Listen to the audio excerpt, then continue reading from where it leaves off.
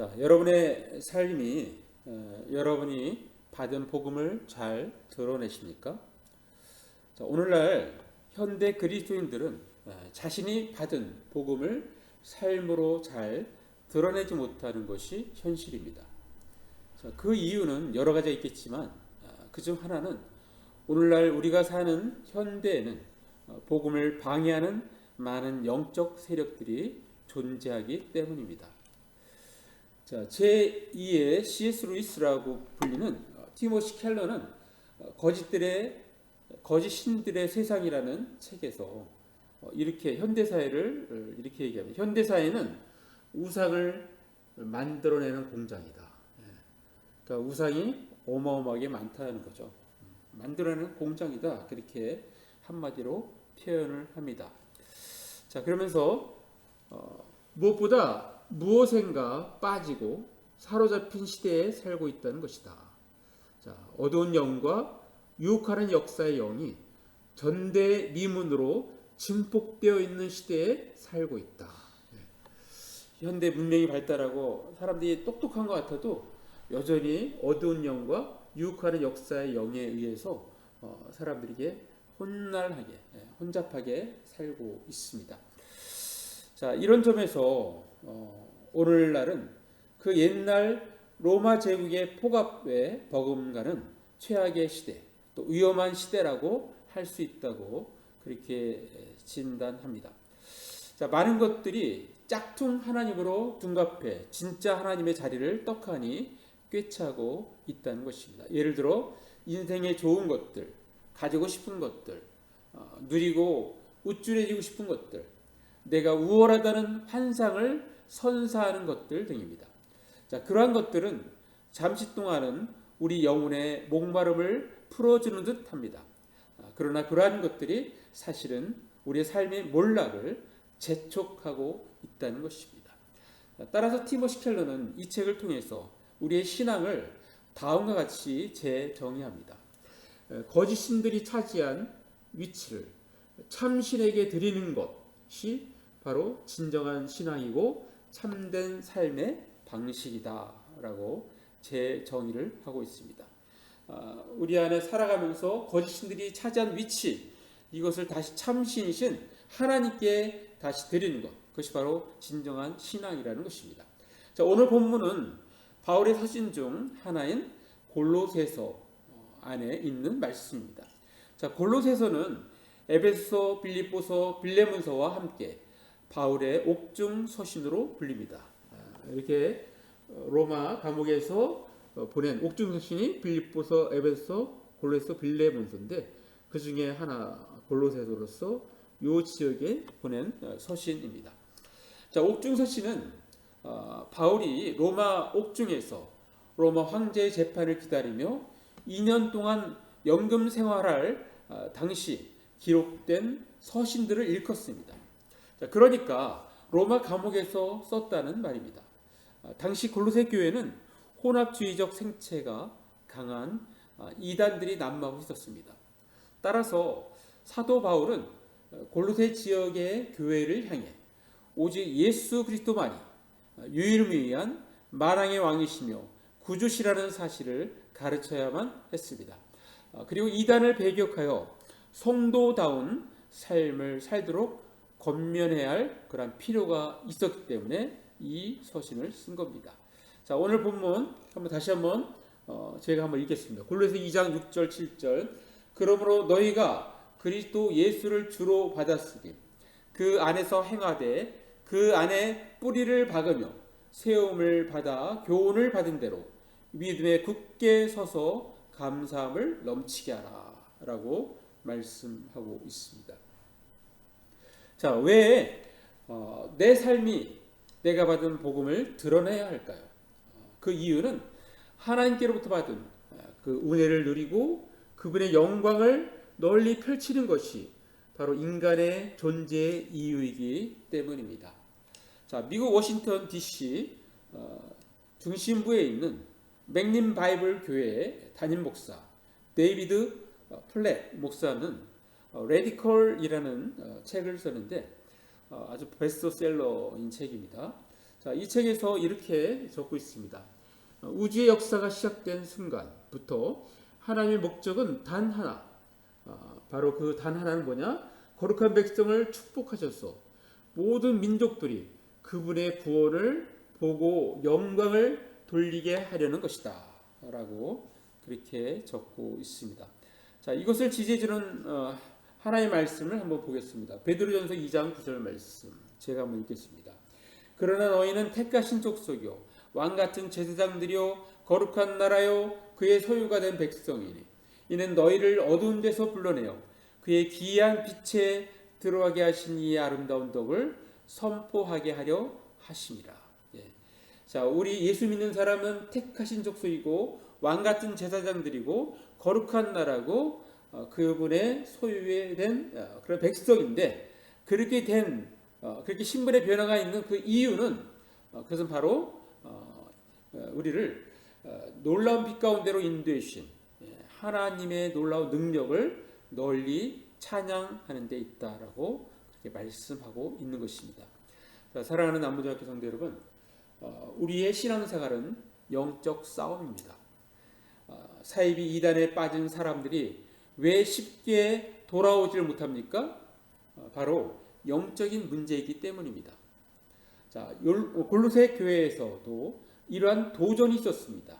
우리가 아까 읽었던 골로새 2장 8절 말씀 보면, 자, 제가 한번 읽어보면, 자, 누가 철학과 헛된 속임수로 너희를 사로잡을까 주의하라. 이것은 사람의 전통과 세상의 초동 학문을 따름이요 그리스도를 따름이 아니니라. 자, 공동 번역으로 보면 이렇게 적혀 있습니다. 여러분은 헛된 철학의 속임수에 사로잡히지 않도록 조심하십시오. 그것은 세속의 원리를 기초로 사람이 만들어서 전해준 것이지 그리스도를 기초로 한 것은 아닙니다 라고 그렇게 말씀하고 있습니다. 자, 이어서 마가복음 13장 5절 한번 같이 읽습니다. 시작. 예수께서 이르시되 너희가 사람의 미혹을 받지 않도록 주의하라. 자, 이것을 현대인의 성경으로 보면 그래서 예수님은 그들에게 이렇게 말씀하셨다. 아무에게도 속지 않도록 주의하라 라고 그렇게 말씀하고 있습니다. 자, 요즘 신천지는 아주 대놓고 접근하고 다가옵니다. 많은 목사님들에게도 그런 경험들이 다 있어요. 신천지에 와서 이렇게 이야기를 한다는 거예요. 적극적으로. 우리 지방에 계신 진영에 계신 그 목사님도 그 얘기를 하더라고요. 만나서 이렇게 얘기를 했지만 그러나 결국 자기 얘기만 주장하고 내가 얘기하는 건 듣질 않기 때문에 결국 의미가 없다고 그렇게 이야기를 하더라고요. 저도 지난번에 이 전화로 이게 거절했음에도 불구하고 막무가내로 2주에 한 번씩 서신이 날라옵니다. 물론 저는 다 뜯어보지도 않고 그냥 쓰레기통에 버리는데 그렇게 아주 적극적으로 이렇게 접근을 합니다. 자, 그들은 이렇게 논리적인 것을 자꾸 맞춰가요. 그래서 그 논리적인 허점을 이렇게 지적을 하면은 그걸 또 수정해서 또 얘기합니다. 그러니까 이거는 절대적인 하나님을 말씀을 중심으로 하는 게 아니라 자기들의 그 어떤 논리나 이런 것들을 계속해서 만들어 놓고 그걸 펼치기 때문에 의미가 없는 것입니다.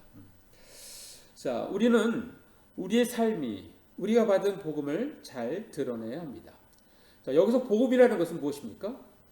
자, 아까 우리가 소개했던 레디컬 저자 데이빗 플랫은 이렇게 설명합니다. 복음이란 하나님이 어떤 분이시며 인간은 어떤 존재이고 어떻게 해야 주님과 화목해질 수 있는지를 보여주는 계시를 가리킨다라고 그렇게 적고 있습니다.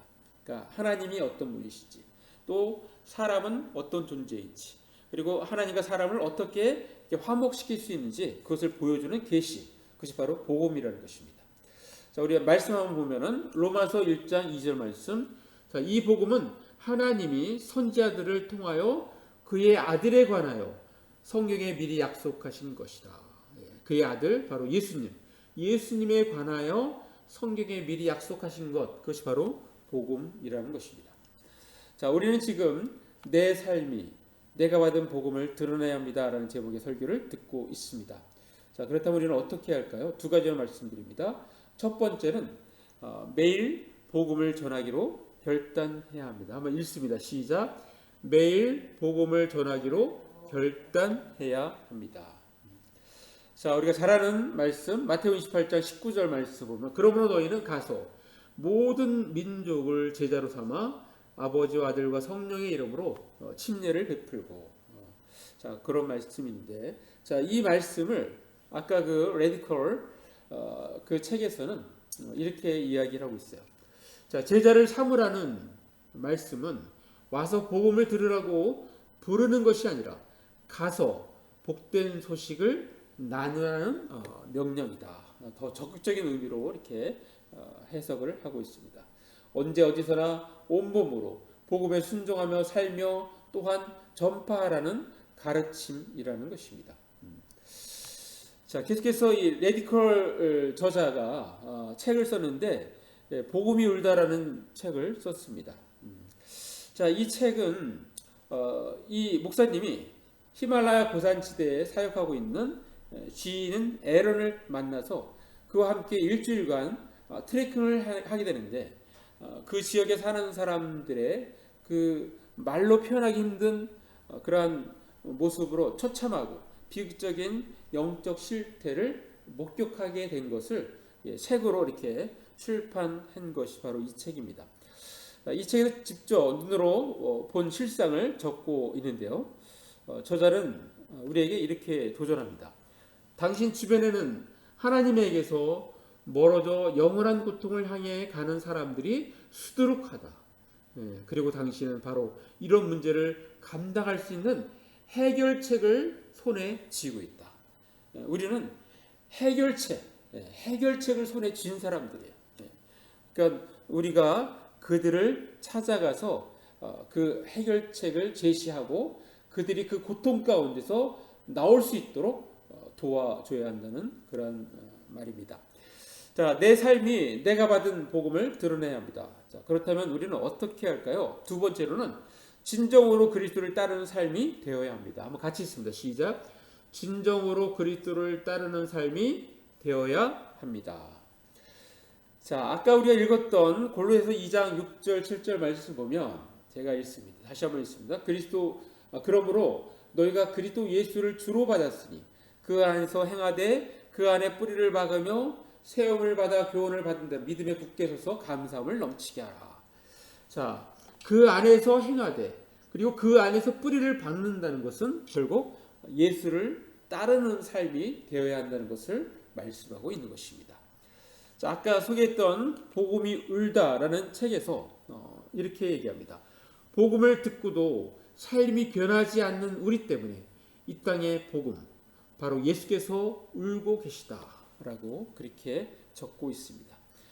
그래서 삶이 변하지 않는 우리 때문에 울고 계시는 그 복음, 예수님이 우리에게 이렇게 보여야 우리는 더욱더 하나님께 나아갈 수 있고 또 하나님 말씀을 따를 수 있을 것입니다. 자, 삶의 변화는 주위에 강력한 영향력을 줍니다. 그래서 그리스도인들의 달라진 생활 자체는 설교만큼 효과가 있었다. 자, 이거에 대한 예를 한번 하나 들겠습니다. 과거 일제 식민 지하 때의 일입니다. 자, 그러니까 북쪽 함흥 지방에서 일본 관청에서 회의가 있었습니다. 당시 함흥시 근방 여러 지역의 행정 책임자들이 모여 각 지역의 상황이나 문제점들을 보고하는 시간을 가졌습니다. 자, 한경남도 북청에서 온 대표는 불신자였는데 믿지 않는 사람이었는데 자기 차례가 되자 일어나서 보고합니다. 이렇게 얘기합니다. 자신이 가장 살기 좋은 행정 지역을 맡고 있습니다. 자, 우리 지역에서는 아무런 말썽거리가 없습니다. 도둑이 없기 때문에 농부가 밭에다가 쟁기를 두고 와도 그 이튿날 아침에 그 자리에 가보면 쟁기가 그대로 있습니다. 또한 저녁에 문을 잠그지 않아도 도둑 맞는 일이 없습니다. 라고 그렇게 보고했습니다. 자, 거기에 참석한 많은 행정 책임자들이 놀라워하고 있을 때 한 관리는 묻습니다. 참 그거 참 이상한 일이군요. 자, 그렇다면 정말로 당신네 지역이 살기 좋은 곳이군요. 자, 그런데 어떻게 그럴 수 있단 말이오? 라고 물어봤어요. 자, 그때 북청 행정 책임자는 이렇게 대답했어. 자, 북청에 사는 사람들은 거의 대부분이 그리스도인들입니다. 자, 그래서 그렇지요. 라고 이야기합니다. 자, 그리스도인들로 이게 많은 사람들이 살고 있기 때문에 그렇다고 소개하고 있는 것입니다. 자, 진정으로 그리스도를 따르는 삶이 되어야 합니다. 자, 평생 그렇게 살았던 한 여인을 소개하겠습니다. 자, 그녀는 1894년 2월 16일 캐나다에서 태어났습니다. 그녀는 목회자의 자녀로 태어나 목회의 길을 걸으려 했었습니다. 자, 그러나 당시 캐나다 당시 규정에는 여성에게 안수를 주지 않았습니다. 그래서 하는 수 없이 그녀는 목회자의 길은 포기하고 의사가 되려고 의대에 진학을 합니다. 자, 의대를 졸업하고 1921년 9월 27세의 처녀의 나이로 캐나다 장로교 선교위원회의 의료 선교사로 한국에 들어오게 됩니다. 자, 그러면서 그 다음에 1922년에 간도 용정 제창병원장으로 지냈고 1923년에는 함흥 재해병원을 세우고 함흥에서 사역을 합니다. 자, 그리고 1928년 한국 최초의 결핵 요양소를 개설합니다. 이 사람이 우리나라의 그 결핵을 발전시키는데 아주 지대한 공을 세운 사람이에요. 1929년에는 간호사 양성소를 개설합니다. 그래서 정식으로 교육받은 양성소를 배출하는 일을 이 사람이 시작을 했습니다.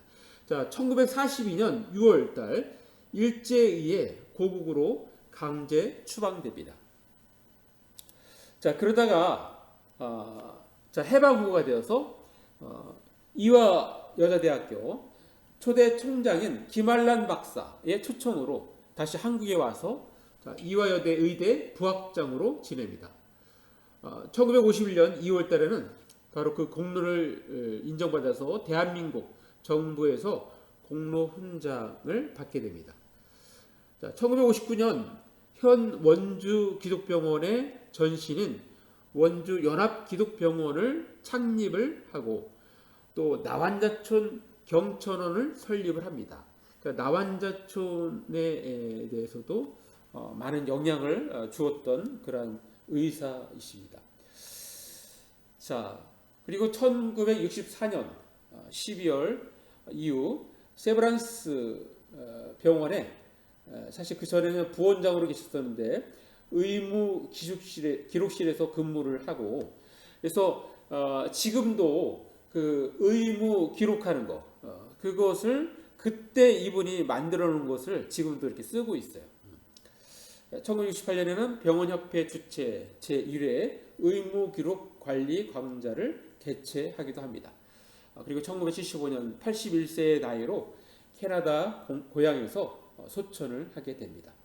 자, 평생 조선을 사랑하고 조선의 복음을 심은 의료 선교사이면서 병원 울타리 안팎에서 조선인들과 함께 울고 웃으며 더불어 살았던 분인데 과연 이분은 누구일까요? 이분은 바로 플로렌스 제이 모레이라는 선교사님이신데 한국 이름으로는 모렐이라는 거예요. 자, 요거는 지금 산부인과 일을 하다가 이 쌍둥이가 나온 것 같아요. 그래서 기뻐서 이렇게 사진 찍는 모습인데, 자, 이 이야기는 내가 사랑한 조선, 이 사람이 쓴 거예요. 내가 사랑한 조선이라는 책과 그리고 이제 캐나다에 갔다가 추방되어서 캐나다에 갔다가 다시 한국에 와서 쓴 책, 리턴 투 코리아의 그 내용을 이렇게 정리를 했습니다. 자, 원주 경천원에는 닥터 모레이 기념비가 세워져 있습니다. 자, 나이가 들어서 이 장애 아이와 함께 사진 찍는 그런 모습입니다. 그리고 이분이 1948년에 대한기독여의사회를 만들었는데 그것이 아직도 지금 이어져 내려오고 있습니다. 네. 자, 이 모습은 바로 그때 만들었던 대한기독여의사회 그 멤버들이 오늘날 이게 작년 이제 10월 31일 날 몽골하고 캄보디아에 이렇게 보낼 선물을 이렇게 포장하는 그런 내용을 찍은 사진입니다. 자, 머레이 선교사의 영적인 자녀 중 김효순이라는 분이 계신데 그분이 선교사를 희생하면서 이렇게 적었습니다.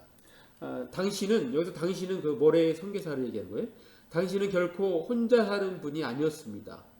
늘 주님과 함께했고 늘 아픈 사람, 고통받는 사람, 외로운 사람과 함께 있었습니다.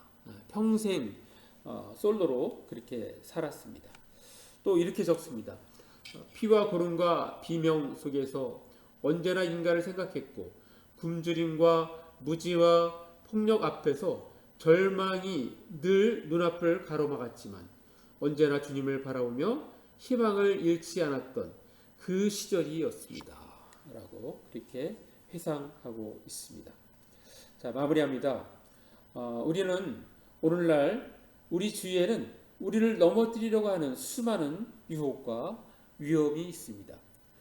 특별히 우리는 영적으로 미혹당하지 않도록 끊임없이 자신을 잘 돌보아야 합니다. 자, 자신을 잘 돌보기 위하여 우리는 항상 하나님의 말씀을 읽고 묵상하고 쉬지 말고 기도해야 합니다. 또한 오늘 말씀 본문처럼 그리스도 안에서 뿌리를 내리고 그 안에서 성장해야 합니다. 자, 내 삶이 내가 받은 복음을 드러내기 위해서 우리는 먼저 매일 복음을 전하기로 결단해야 합니다. 그리고 진정으로 그리스도를 따르는 삶이 되어야 합니다. 우리 모두 내 삶이 내가 받은 복음을 드러내기 위해서 매일 복음을 전하기로 결단하고 진정으로 그리스도를 따르는 삶이 됨으로써 하나님께 영광 돌려드리는 저와 여러분 되시기를 간절히 바랍니다. 기도하겠습니다. 시간 말씀 생각하시면서 1, 2분 잠깐 기도로 나아갑니다.